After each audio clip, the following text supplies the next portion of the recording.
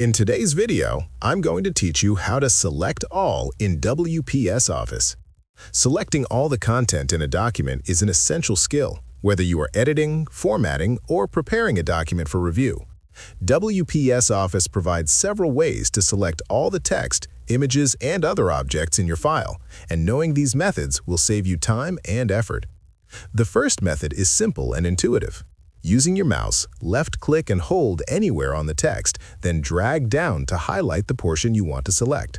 This method works best when you only need to select a small portion of text or a few lines, as it becomes cumbersome for larger documents with multiple pages. For larger documents, the second method is more efficient.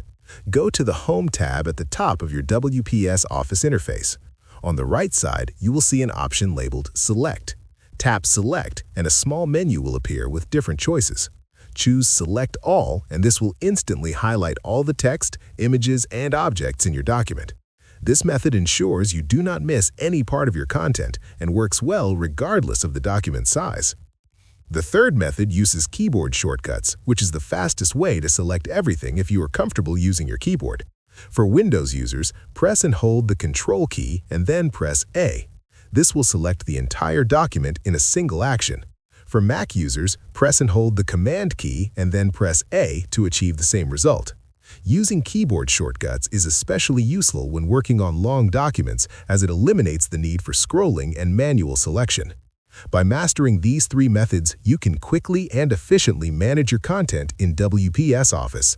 Whether you are editing, copying, formatting, or preparing a document for printing, knowing how to select all is a fundamental skill that will make your workflow smoother and more professional. Now that you know how to select all in WPS Office using a mouse, menu option, or keyboard shortcut, you can confidently handle documents of any size and make your editing process much faster. If you found this video helpful, let me know in the comments. Give it a like, subscribe to the channel, and don't forget to hit the notification bell.